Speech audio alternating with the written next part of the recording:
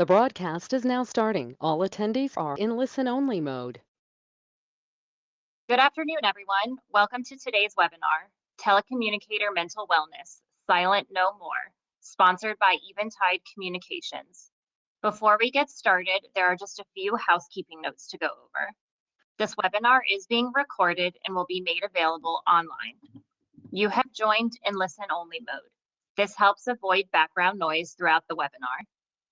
We want this to be as interactive as possible, so please feel free to ask your questions at any time throughout the webinar. The team will answer them at the end of the presentation. If you would like to ask a question, please use the question box in the control panel located on the right side of your screen. We will try to get to as many questions as possible. With that, I'm excited to introduce our speakers.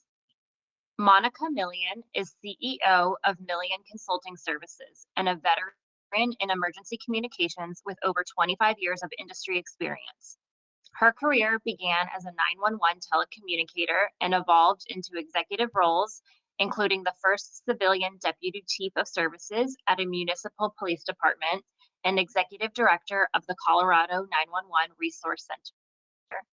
Millian was the 911 subject matter expert for the Amazon Web Services Justice and Public Safety team. Alyssa Eichholz has been a 911 dispatcher for 8 years and currently serves as a second shift assistant supervisor and public information officer at the Hancock County 911 Center in Indiana. Beyond the Communications Center, she is the Vice President of Marketing for Positive 911, where she helps lead creative initiatives that uplift and advocate for telecommunicator recognition. Jim Marshall is Director Emeritus of the 911 Training Institute and currently owner of Jim Marshall LLC. He has served as a mental health professional for over 35 years, treating trauma and marital issues, later fully focusing on educating, advocating, and creating solutions to optimize the well-being and crisis call mastery of 911 professionals. Robin Moore plays a key role in shaping Eventide Communications' Critical Insights AI platform, helping emergency communications centers gain practical insights through advanced analytics and quality assurance. With a background in social emotional learning and resilience training, she brings a people-first perspective to technology, ensuring innovation supports the wellness and growth of 911 professionals. Now I'm going to turn it over to Robin. All right, thank you, Lisa and APCO, and thank you to all of you for being here today. We all know that this work is so meaningful and it's also tough, not just in the moment of a difficult call, but the way that that can linger over time. Behind every person is a headset, behind every headset is a person carrying both the responsibility and the impact of what they hear shift after shift. I know that many of you on the call today, some 975 of you that have registered for this, live that reality every day. The panel that we've brought together here today is really going to make space for those experiences. And I expect today to hear from them, to name those challenges out loud, share their own stories, talk about what has helped, and really shine a light on the hope that is out there for improvement. I'm so grateful to be joined by some of the very best humans I've had the opportunity to get to know over the past year. And I know they're going to bring both honesty and real solutions to the table during our discussion today. I think their stories are going to allow for an amazing connection point. So with that, let's jump on in. I'm going to start with this question. You all have made the time to be here today. Why is it important for you all to be a part of the conversation? And Monica, I'll ask you to kick us off there. Yeah, thank you, Robin. Super happy to participate in the conversation. First of all, this topic has been very important to me, top of mind for over the last 15 years, partly because of my own journey and supervising employees in this space for several years and watching their mental health journey through systems that didn't support them and how we failed them at their time of crisis and their time of need, and to me, that can no longer be tolerated in the profession. And based on my own personal challenges and growth, I continue to advocate for mental health in this space. Thanks, Monica. Alyssa, why is it important to you to be part of this conversation? And then Jim will hear from you. So I also want to say that I'm just very grateful to be here today and very happy to be a part of this conversation. I do think when I entered the profession 8 years ago that the conversation was still just to kind of tough it out. And I really am appreciative of the shift and now talking about mental health, talking about the mental resources that are available, the peer support, and to create those healthier work environments. I'm just very passionate about kind of shifting the narrative and talking about mental health and saying that it is okay for all of us to make this conversation something more fluid and dynamic that we're able to kind of change and help shift that stigma. Awesome. And Jim, why make time for this conversation? Why is it important for you? Well, first, I'm going to just begin by saying to Alyssa, we talk about Next Gen 911, and we've been talking about it since like 2010 or something. Monica, you'll remember back to those days. But we need to recognize Next Gen 911 embodied by you, Alyssa, in your peers. And this conversation is critical to bringing us to a place with the next generation of 911 professionals, such that it's a profession they would want to come to and stay in, and not run like the wind away from it. And so what is required is for us to be able to think strategically, systematically, bringing together 911 expertise, psych expertise, psychophysiological awareness, and do what we can do, not recreating wheels and cookie cutter solutions or things that are obvious, but to be able to go strategically together to the next level of investment. And that's why I'm stoked to be here with everybody today, is to help advance that agenda. It's been a ball getting ready for our call today because we've had a lot of really wonderful conversations. So Jim, I think you can help us by really framing our conversation today. You have helped dispatchers throughout your career with trauma and a variety of challenges around relationships, mental wellness, and you've studied trauma and its impact in the emergency communications space for the past several decades. Can you help us define the challenges that the community is facing today, just based on your experience working directly with the community? Yeah, I think I'm going to put a spin on this right in the moment here, because what I could do is cite statistics from great work and research that's been done. And I did a full bibliography, and I'll say that accompanying this webinar is an article that we just released on the Eventide resource page, and it's called Body, Mind, and Soul: A Look at 911 Wellbeing in the United States. And there we take a bit of a deeper dive. The numbers do matter to the extent that they point to the humans in the seat with the headsets on, and to their supervisors, and to our QA people who are listening to these calls over and over again, and now past the call can't do anything about it, and to our directors. And so I want to frame the challenge not in a way that's may have already looked at it as. I want to suggest this. The challenge is fundamentally that we have human beings who will never be replaced fully by AI, who need to be reckoned with as the human infrastructure of the emergency response system in this country and throughout the world, whether it's 999, 112, or 911. What that means is we have an inherent both resilience, capacity, and risk, and that has to now be faced in a way based on what we now understand fully, not only about the problem, but today to be able to talk about solutions that are at the next level. I'm excited that we've come so far in this situation. So today we're not going to spend a bunch of time telling war stories, though those are important. People's own narratives about trauma are extremely important for healing, for encouraging those who have not yet found their words to speak what they need to speak.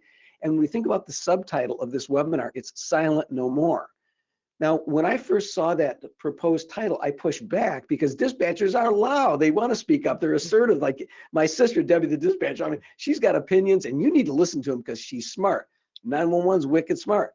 But to back up on this, Silent No More, yes, does apply to those who are still privately carrying not only trauma, but the collective cumulative stress as burnout And part of the problem, what we see here is that how does it happen that in the 1970s, we'd already talked about burnout. It was happening in education among teachers, it was happening along, et cetera. But it's 2025, and this rises to the top of concerns in polls among our first response leaders in 911. Burnout is the issue. How did that happen? Well, it's because we haven't known enough about how to stop, prevent, and get ahead of the cumulative stress. So that's what we need to look at. Yes, I can toss out a couple numbers here, and I will, but it'll take about 30 seconds. And I don't want to be trivial about this. They are very important numbers to put this in perspective. But remember, they only matter as we converge on solutions based on what we know about the problem. So what do we have? Well, we have a rate of post-traumatic stress disorder, most probably between 17 and 24% in 911. This is according to Michelle Lilly's study. A study we did later with Michelle, with Dr. Lilly, suggested that it could be as high as 30% among our non-professionals in the United States. Wow, that's really striking. Yeah, Really striking. It is. And so here's the thing, it doesn't have to be that way. Those are not predicting the future. Those are looking backwards at where we've been. Okay, so depression at a rate of about 28%. Now, these numbers are international for 911 or in 999112. That's cumulative. Having said that, US has the highest numbers in terms of rates of depression and PTSD of any of our responders worldwide based on the study that I'm citing, and you'll see the bibliography.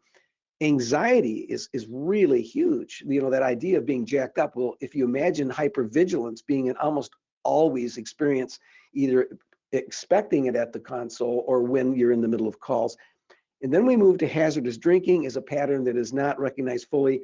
And when 911, they'll be the first to say there's anxiety eating, there's comfort eating, there's boredom eating. So we move now into the issue, right, of risk of metabolic syndrome and diseases related to all these things combined. Now, this is not to start us off on a down note. You know, 911 and our leaders, they're like, give it to us straight. Okay, so there it is straight. Now we move from the problem to what else we can do, but after we hear from the rest. Yeah, Monica, as you kind of were listening to Jim and that framing, both kind of what the numbers say to us about the past and our goal of really looking forward. You know, you were a director for many years. What resonates with you personally about what Jim has just framed for us? The whole idea, you know, those of us that have been in the space for a while, we've read the research, we know, and our responses, unfortunately, to date have been reactive, right? We've clinically defined what's happening with our folks, but now we have to start being preemptive. I have conversations with directors and managers all over the country, and I'm like, on day one with your new hires, you have to start talking about the impacts of this job and the tools that you have available for them to build their resilience. You can't just talk about the problem. We're more than a problem. We are about being resilient and what are the tools that we have available in our community. I love Alyssa's company. I think we don't tell that part of the story enough. And that's another thing that resonates with me, is that 911 has traditionally not been good at telling our own story. So we struggle in attracting new applicants and we struggle with keeping folks. But we need to start talking about all the fantastic work they do, right? We did purposely need to shine a spotlight on the mental health and wellness of our workforce, but now we need to start shifting that. We're getting tools in our tool belt for them to thrive in this career, thrive in the profession. So now how do we sprinkle the positive things that they're doing, because they do more positive stuff than the negative impacts. And really, for me, from a leadership perspective, having had the opportunity to be in leadership roles in different phases of my career, it's important for me as that person to tell my own story so that people, if I'm vulnerable, they'll have the courage to be vulnerable. When Jim spoke to the alcohol, that was my problem. That was my go-to mechanism, drinking, to the point that it interfered with a lot of aspects of my life. And when I talk about that story in front of folks across the country, all I get is a lot of head nods. So while we also use eating as a crutch in this profession, we also use drinking and other substances. So bringing a light to the what we can do differently and how we can tool them up to give them the support systems they need to thrive in this career, because it's a fantastic, fantastic career. Thanks, Monica. Alyssa, you are currently under the headset and a shift supervisor, and you are also a rising leader in the PSAP community. What resonates with you about the challenges and the opportunities for you personally and your coworkers? Yeah, and I think Monica touched on it. So just to elaborate, I mean, coming into this career, you definitely do, and through the years I've been here, we talk about the struggles and we talk about the burnout and we talk about the statistics of how things are hard and the depression, and wow, that's kind of exhausting. Like, to be here 8 years in this profession, and that's what I'm hearing day in and day out. And the fact of the matter is, I love my job. I think we do incredible work. I love being able to help people in such a very exceptional and very unique way. And I don't hear that conversation enough, in my opinion. I'm not saying that we shouldn't be talking about the depression and the burnout and those statistics. Those are so important. But I do think that we have a very unique opportunity here to shed a lot of very good positive light on the work that 911 dispatchers are doing. I think that with some of the younger people coming in, the way that they want to showcase the work that they're doing with their peers, with their coworkers on social media, like, how wonderful of a tool do we have to really highlight what we do as a profession? And I think that, it is up to some of the leaders in the industry. It's up to the directors and the people within the organization to start sharing their telecommunicator stories. And Alyssa, I know that you are really committed to telling that story, and in addition to your full-time job that includes dispatching and leading, you have spent some time really creating a grassroots movement around positive recognition. Would you share a little bit with us about your organization and what it aims to do in partnership with folks across the community? Absolutely. So Positive 911 is a company for 911 recognition, and it's exactly how it sounds. Our mission is to share the good in 911 because there is so much good in 911. And we have specialty pins, anything from caller in crisis and baby delivery, things that we have seen before. But it's about exemplifying that and showcasing that in a broader way. We're trying to help centers showcase those achievements from their telecommunicators, specifically on social media, just because that's kind of the way the news outlet is going, but also in more grassroots, print media and news media, things like that. But helping directors who maybe of centers that don't have public information officers like I am for mine, or maybe don't have those resources, providing them a toolkit of sorts to really be able to help share that story.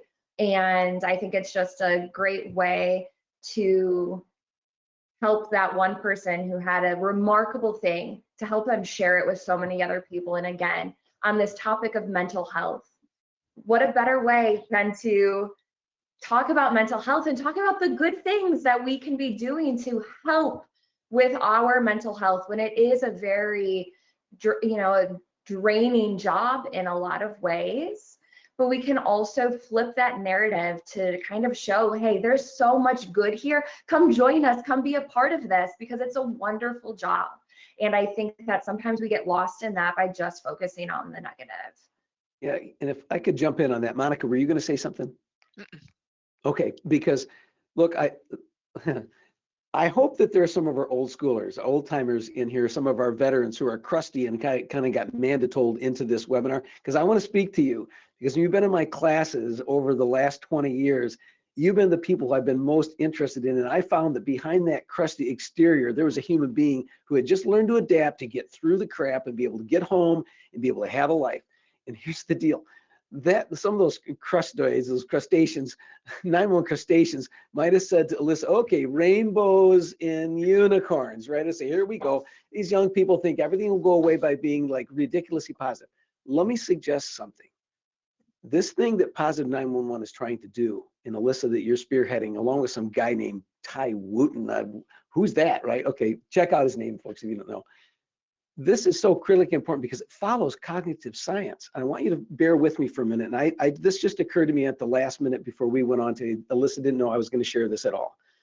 But burnout, okay, in 911, a major threat to the attitude, the mindsets collectively that tears down morale, and then retention is deeply affected. Well, when you look at burnout, that's a psychophysiological thing. It's not just a little attitude thing. It's the cumulative impact hormonally on psychophysiology, the brain and hypervigilance across time. Mentally, what happens, and check me out on this. And Alyssa, I want to see what you think when I finish this little blurb here, because it's so critically important for our people listening right now. Burnout is really exemplified by negative core cognitions and negative daily cognitions. A negative core cognition is, I'm no good, I'm not good enough, I'm not lovable.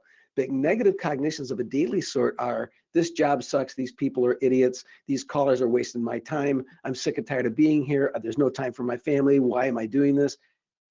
When the input you take interpersonally from callers and field responders is fundamentally negative in nature, you take the high frequency of negativity across time, days, weeks, months, and years, and you have burnout. Now, what happens though when you infuse positive cognitions that are not sweet cookie cutter, but are really substantive like you're doing? When somebody gets a pin that's designed for 911 that says, look, this is no joke, you helped save that woman from her fear that her husband was going to die because you were right beside her on that call. This pin is for you. That's not just a token, it's symbolic of investment in our people. So what does that do? I matter. This work is significant. I think I can do this another day. Now we're turning the tide, and we need to change the proportion from negative to positive predominantly. Okay, so it turns out that this kind of a movement, along with the other things I hope we can speak about today, which are also tremendous solutions, if you as our ECC leaders, everyone who's here today, if you weren't invested already in your people, you wouldn't have signed up and you wouldn't have shown up. You're here to win for the sake of your comm center. So you deserve this kind of help. And I just want to commend you, Alyssa and Ty, for doing what you're doing. And what are your thoughts, anybody, about what I just said? If I could share just a very short story, and it actually isn't about Positive 911 particularly, but in our center, we were revving up for a really big snowstorm. We've all been there. We know that it's coming. We know that we are going to get inundated with phone calls. We know that our screens are going to be paragraphs of calls to get out and officers and fire departments to be on. But prior to us knowing that that storm was going to hit, I grabbed my phone and I took a picture of everyone who was in the comm center that day, threw it up on Facebook. And I said, you know, we're ready for this storm to hit, community, and we are here from you. We're under the headset, and like, stay safe tonight. And I know not every center has the opportunity to facilitate their own Facebook and things like that. We're lucky that we do. Now, when that storm hit, and again, most of us here have been under this headset, it is exhausting. And to Jim's point, like, it is just little negative, like little problem after little problem, and you are just hearing it and hearing it and hearing it, and it is getting exhausting. It is wearing you down. And I would challenge any director to look out on their floor in the middle of those moments, and when there's a millisecond of downtime, what are people doing? They're checking their phones. And what my center was doing, yeah, they checked their phones, and we were already on Facebook. And what was also getting flooded was comments on that post. You guys are amazing. You guys are so great. Keep up the good work. Thank you for keeping us safe. Thank you for everything that you do for our community. So in the middle of this snowstorm, where we have just cars sliding off the roads and officers coming in for traffic, another wrecker and another wrecker, and fire departments call the power company and another power company, we had a moment here and there where I was able to pick up my phone and look at this community that was so supportive and giving us such positive feedback, that guess what? I'm ready to answer that next call. And I'm ready to have a better attitude over the radio with my fire department and my police officers, because I have substantial proof from people that are positively impacting the work that I'm doing. And all that did was raise morale throughout our center that night, when I have also been on the other end where those are just exhausting nights, period. And you don't have anything good to say, right? And that was just one small little thing. Now imagine that exemplified by something like, again, we're trying to do with pins and with broader and bigger recognition for substantial calls and things like that. But going beyond and really, like you said, changing that narrative, even in the smallest way, to help your 911 telecommunicators just see the good that they're doing, is so impactful. It changed the entire attitude for everyone on shift that night. Alyssa, I'm so struck by the power of that one small action. Really, it is really striking what kind of impact that can have. And I think I wanted to point our panel towards what solutions are out there. What tools do we have that are already in existence that we can highlight? You know, with the endorsement from our clinical expert on the call, with the endorsement of our seasoned leader on the call. And I'd love for us to go into that space, because I think that's really why we're all here. Yeah, absolutely. And you know, to Jim's point, the thing that got me excited more about this webinar, I think Alyssa said it also, we've been telling the story for a while. Well, now we need to be offering solutions. What are those solutions? And for me, because I've been involved so heavily in technology for the last several years, that's why I do the work I do with Eventide and the Critical Insights tool that has been developed. Allows us to be, as leaders, more preemptive in the care of our folks. And by that I mean using artificial intelligence tools with keywords, with flags that say, hey, you know, I'm putting my supervisor hat on in the center, and Alyssa and Jim both can relate to this. They're wearing 30 hats. Can they pay attention to every single call that their employees are taking during the shift? Ridiculous. They cannot. They cannot. They're being tasked with 20 other things. They're putting out fires from the chief, their director, whatever. And the most important person in that room is their staff. And they're being pulled away from that level of responsibility. But the tools that are built through artificial intelligence capabilities give them a leg up to say, oh, Monica just took a child dying. An active shooter call. In the last hour and a half, she took 5 critical calls. Red flag, you might want to go check on her. Wow. Instead of me being bogged down as a supervisor and all the tertiary tasks I've been challenged to do, I have this tool in front of me, this technology tool in front of me that's giving me the capability to say, oh, go check on her. Oh, maybe get her up, go take a break. Maybe we could do something like that. Some of us can't, but maybe we do positive influence like Alyssa's suggesting. Go over, man, you're doing a fantastic job. The reason those people got so excited on shift, and Jim can validate this, for looking at those Facebook posts, those happy moments were releasing a chemical called dopamine that makes you happy and counteracts all of the bad hormones that we're dumping in our system, like cortisol and other hormones that make us have negative impact on our emotion and our physical well-being. That positive message releases dopamine, and it counteracts all that stuff, and that's why they started to feel happy.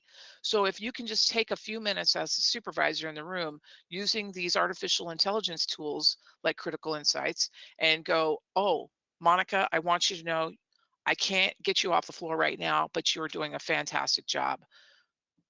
I'll get you up and out as soon as I can. Go take a breath of fresh air, walk outside, whatever it is. But it gives you that moment to be preemptive.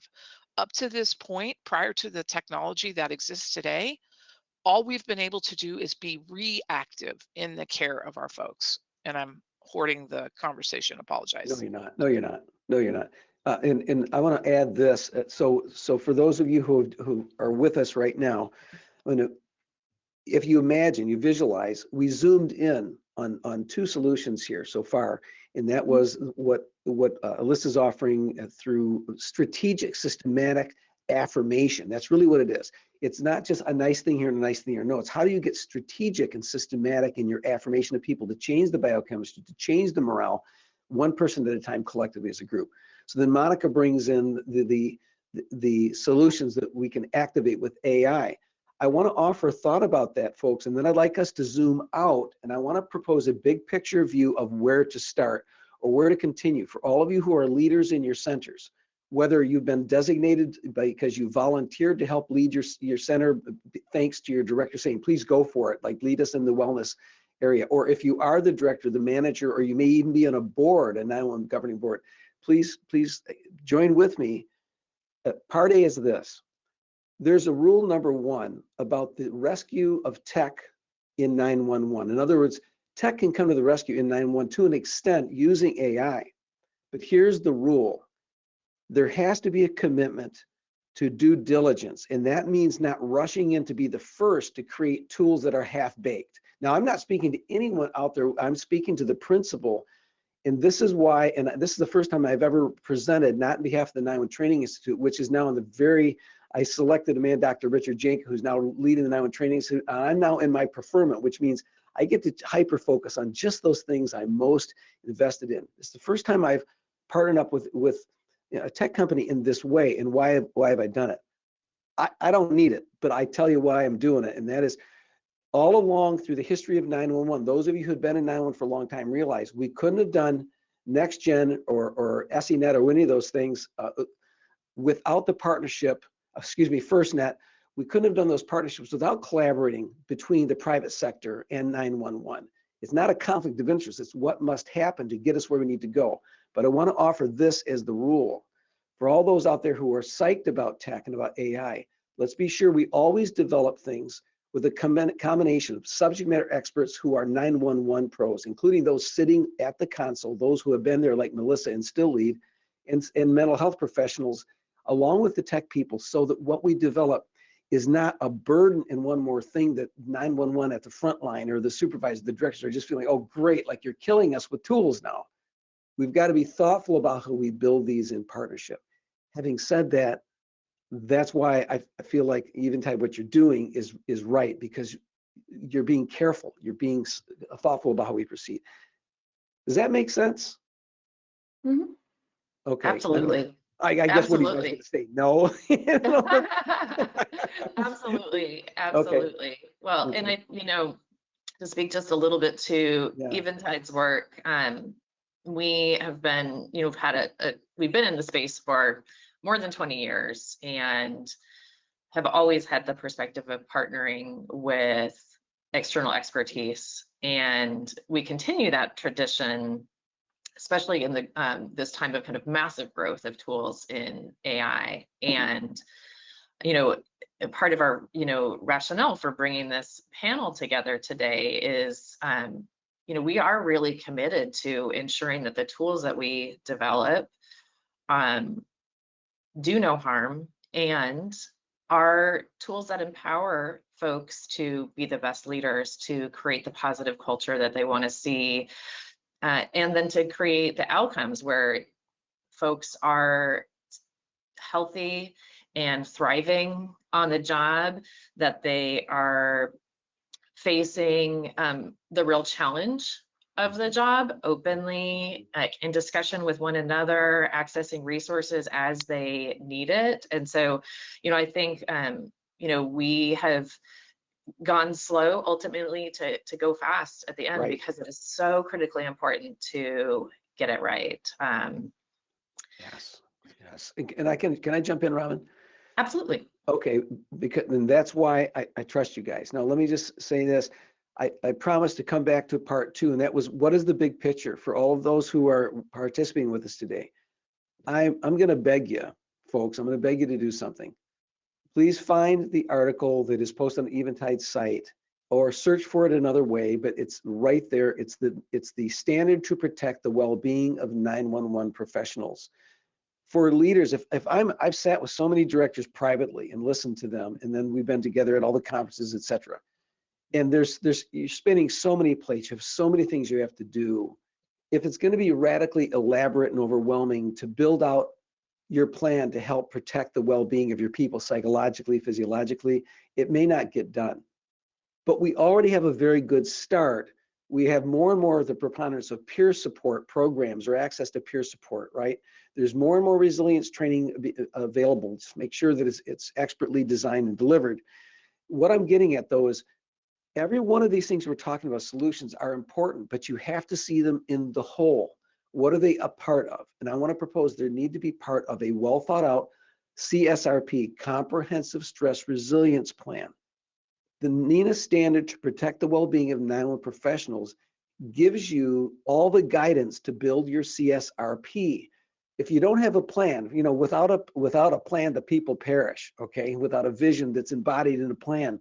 So what I want to urge you, step number one, folks, step number one is read the doggone standard. You don't have to read every bit of it, but read it when it talks about building your CSRP. Folks, if you don't have a comprehensive stress resilience plan for your center, you don't have to do all the work, directors. You can appoint people. Some of your folks will be on fire and love to do this. Like, look at Alyssa. She's a prime example of somebody stepping forward. But you need to be sure, are you checking your boxes? Do you have, and I'm going to get to this really critically important, do you have access to evidence-based treatment providers in your area who are culturally competent? In a little bit, when it's my turn again, whenever that is, I'm going to stay back and behave. But we want to talk about a huge initiative of APCO International in NENA that's just breaking through right now. NENA and APCO are coming together in a level that's building on past presidents of both associations to say we need, while we're separate organizations, to work united to reach our members with the very best we can. And one of the elements of a CSRP you have to have is access to evidence-based treatment providers who get 911. Because if you think you're sending folks out there with a number, or you got an EAP, many of which are very flawed and not designed for 911, we need to change that. You need to demand that that is changing your agency the best you can, even if you're not the one that selected them. But think again, if we only give folks a number and we have not vetted these people in some way, they end up discouraging, quitting, not going to treatment. So CSRP, and I'll wait my turn to talk about this new initiative that's breaking out right now regarding evidence-based treatment. And if I could add something to that as well, someone who's still working a console under the headset, and I think Monica and I have had this conversation, all of the vetting and having those programs in place, yes, those are important. What I think is equally as important, though, is for our people, our leaders in those centers to express to their employees that, hey, I've been in your shoes and I've used this program, or I have had a hardship and I have done this work to come for the solution. Like, this is the solution, right? We could put it on paper all day. I can talk, oh, we've got it. We've got this program. Go use it. But I don't want to feel alone. I don't want to be the one as the dispatcher. I'm not the one with the problem, remember? That's what we've said for years and years is, I'm tough. They didn't have to do it. I'm not gonna be the one that goes to EAP. No. Directors, go to the EAP, talk with those resources that you're providing to people, and then tell your people that you've used them. Like, that's the only way they're going to go. Right. You have to be the model. You have to be the model. You have to lead the way. Monica, I've been thinking about you because I think you have lived this path and with great vulnerability. And I wonder if you could share a little bit about how you opened up that space in your center as a leader. What were the things that you did? Because you faced some great challenges and you faced them head on. And I think it would be helpful, I think it's always helpful to have a model and to hear a story about how somebody did it, because it helps us envision how we might do it ourselves. Yeah, it's so easy to sit back and say, I got to help everybody else and not recognize. And uh, I don't know that I've ever properly thanked Jim. He was with me on Mm. a good part of that journey. And I would get a call from him, hey, how you doing? Uh, and you have to, so to your question, Robin, here's what I did. I went and subjected myself to the very same thing I was challenged my people to do. I went and saw the counselor. I went and talked to him. Uh, and I talked to the subject matter experts. What do I need to do? Past that, I went to additional counseling past the subject matter expert we had access to at our agency. And then I began to share my story and talk about how the crutches I was using were interfering in my life and making me less than what I needed to be the best leader I could be for my organization and for my people. And Alyssa's absolutely right. If you're not willing to share your story, don't think your people are going to step up and tell their story. I was dealing with my husband's terminal illness, uh, the pressure at work, and all of that, and helping my folks. And I had never dealt with my own baggage, and it just compounded into a disaster waiting to happen. And my drinking increased. It was not good. And but to Alyssa's point and to your question, Robin, I had to share that I was very much willing to participate in those Yeah. programs. And if you're not willing to do that, you can't expect your people to be willing to do it either, to take advantage of the resources. Wow. Well, I'm going to wait, Robin. Go ahead. I'm just looking through the chat and taking a look at what some of our audience members are asking. One, they're asking for the resource that you mentioned, the standard, Jim. And towards the end of our webinar today, I will share a QR code. We'll put that up on the screen, and you can use your phone. And that'll take you to the link to the resources that Jim was talking about on the Eventide website. And that standard is one of several resources there. Yes. A question from one of the audience members regarding EAP. Do you think that EAP would be the best to assist telecommunicators? When telecommunicators speak with their doctors, they are directed to see therapists, and the stigma along with that may have the telecommunicator looked at as incompetent and or unemployable. Can you talk a little bit about that? Can I address that first? Sure. So, you have to think about this was 2012, so 13 years ago. Many of our municipal and county organizations have access to EAP programs, but to Jim's point, they are not practice clinicians in the public safety space.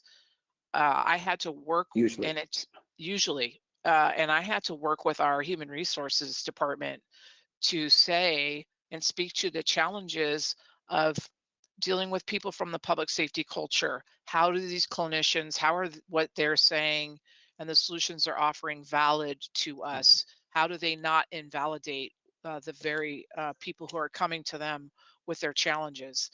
And I had to work with an organization called Nicoletti and Associates. They're a predominant organization here in the state of Colorado. And I got permission to use their counselors exclusively outside of our EAP, but I had to do the legwork. I had to prove to our human resource division that the EAP counselors and you have to remember where I'm at is a rural, suburban community, not urban. Subject matter experts are few and far between, so we had to pay extra to fly their experts from the Denver metro area to Western Colorado, but because I was able to produce the data and statistics and information, I got the support of the chief of police because they needed the same subject matter expertise as our 911 telecommunicators did. I was able to get human resources to cooperate with us and add them as the special counseling work, the EAP benefit for the public safety team. It took a lot of work on my part, but the director or manager has to do that legwork because in many parts of our country, those subject matter experts are not in our communities. Right, and I want to tag on that, Robin, if I can. This is really important, Yeah, so we have please. time for the questions as well. To the question that one of our participants asked about the EAP, Monica has spoken. This is right on. You or your deputy director have to champion going to HR and making sure that your EAP is clean. Well, there are resources here. I've written about how you evaluate an EAP, what the best practice standards should be. You'll find that resource there in the list. But let me just say this. Let's go to the bigger picture here. EAPs are designed not to handle serious, severe problems with major depression, post-traumatic stress disorder, severe mental problems, etc. They're there for adjustment kinds of situations. Maybe I'm trying to figure out how to manage the stress of my job. Maybe I'm having some conflict with a coworker, maybe somebody at home. So they're there as a wonderful resource that way most of the time.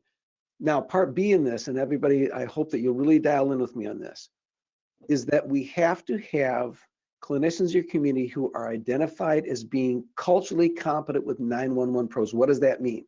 It means that when your people walk in, they don't end up having to school the clinician while the clinician cries and says, I could never do your job, that's too hard, you should quit your job. Now, let me say this. As a major initiative of NINA and APCO International, we've completed a 4-hour educational documentary, which is going to be released probably by the end of October for clinicians in the US and internationally as they are English speaking. What we've done is created this course in partnership of APCO International, NINA, and the EMDR International Association. EMDR is one of the 3 evidence-based treatments along with a couple others. I was a member of this organization for many years, still am, and my point is this. What we did was to create this educational documentary so that, now this is critical, so that those who complete the course in the US and elsewhere, but in the US, will end up with a designation that they are 911 prepared, meaning they have steeped themselves in that 4 hours and really learned from 911 professionals. We interviewed 12 different 911 professionals. They talked all about everything in terms of life in the comm center, what it's like to have this job. I weigh in as a clinical person on this.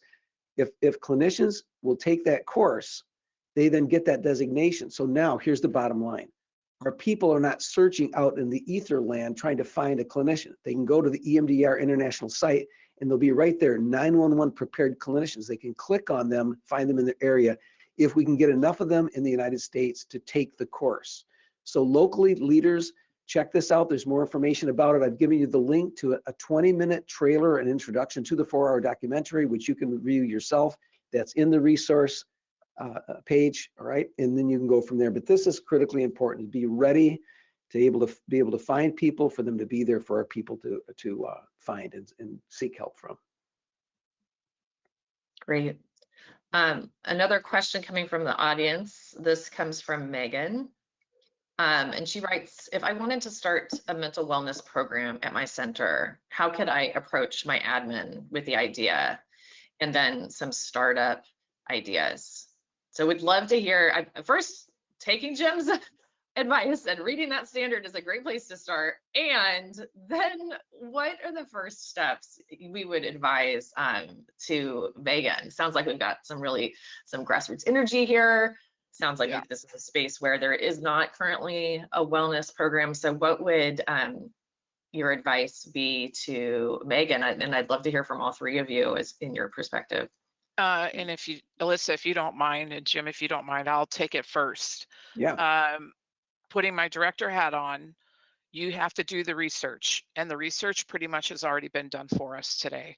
Back in 2010, 11, and 12, there was no research like this. The statistics were not available to us.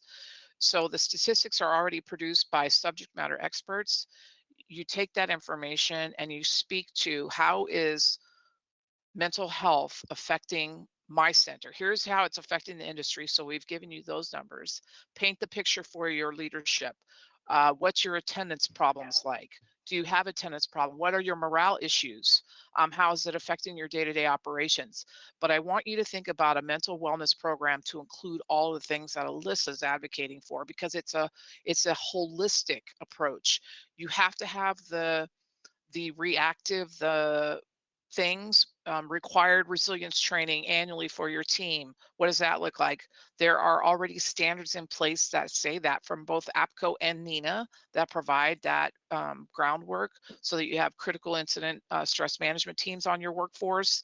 And then the whole positivity, the science behind that, and adding that layer into your holistic approach and plan. It's no longer just about good nutrition and getting your sleep. There's all kinds of things, and there's a ton of tools out there. But you got to start out. Here's what the industry picture is. Here's what our internal agency picture is, and here are the things industry is telling us is a best standard practice for us to implement. The standards are already out there, so you could take that information and formulate it into your document. Alyssa, I don't know what you want to add on to that.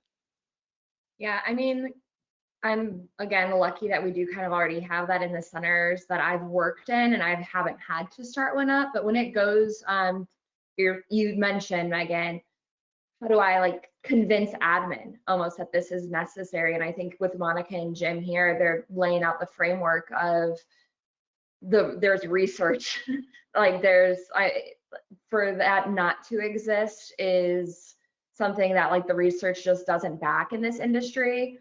But you know, from my perspective of, yeah, wellness being thought of as something that, though we do need to think of how this job is difficult and is hard, but wellness also being, how can we explore ways to boost morale and positivity in our center, and thinking of wellness, like Monica said, yes, holistically, but it's so much more than just, like she said, sleep and nutrition.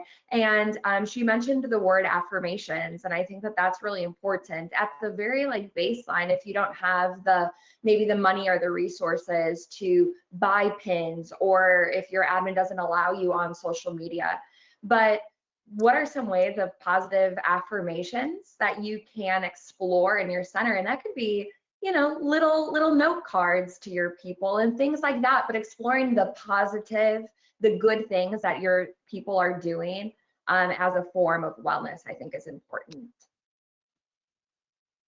Great. How about you, Jim? Advice to Megan as she looks at pitching to her leadership. Yeah. Download the standard to protect the well-being of 911 professionals. Just don't reinvent the wheel. Don't start all over. Read what it says about how to build a comprehensive stress resilience plan. Read that information. The other thing is, to everybody, watch the trailer or the introduction to the EMDR clinician cultural competence course, so that you can champion that locally. You could take that to your leader as part of your initiative and say, will you please watch this 20-minute trailer with me? And then going to clinicians locally saying, you need to be ready to serve us. Mm-hmm. And engage your chiefs. They have this, their problem is identical to ours. The same subject matter expertise does not exist for them. It does not exist for us. So they will help you advocate. Great. Another question from our audience. You mentioned preemptive strategies that leadership can take by giving their PSTs tools to build resilience. This person is wondering what tools you would recommend and what could each person do to create boundaries to guard against the burnout, depression, anxiety, etc. Can I jump in on that? I'm going to suggest, because you know we're over partisanship and all that stuff. Go to the 911 Training Institute, to the resources section. We have a ton of resources that are listed there, some of which were developed and are accessible on NINA's site, possibly APCO site. But go to 911 Training Institute under resources and just find them. So, for example, preemptively, the post-tragedy care checklist. Prevention is primary and secondary. When crap happens, you have a planned school attack. How do we prevent the fallout that ends up being part of burnout, depression, PTSD? By having plans in place for how to come alongside your people in real time. That's prevention. We have a post-tragedy care checklist, which guides a leader and their people on every step in that hour, that day, that week, that month, and for the next 2 years, on how you come behind major events. There are tools like that that are very nitty-gritty available. Just go to 911 training, 911 training dot, let's see, yeah, 911training.net. That's just one of many. And then go to Nina's. Monica, what about Nina's? Well, yeah, the Nina Wellness Continuum. You don't even have to be a member. It's right available on the www.nina.org on the facing page. The Wellness Continuum. There are a ton of resources. Every aspect of wellness is on there, from positivity to nutrition, sleep habits, mindfulness, all the things. And those resources are vetted by a panel of people rigorously. They've been tried, true, and tested before they're even allowed to be on the list of resources. Yeah, and I would just offer this, folks.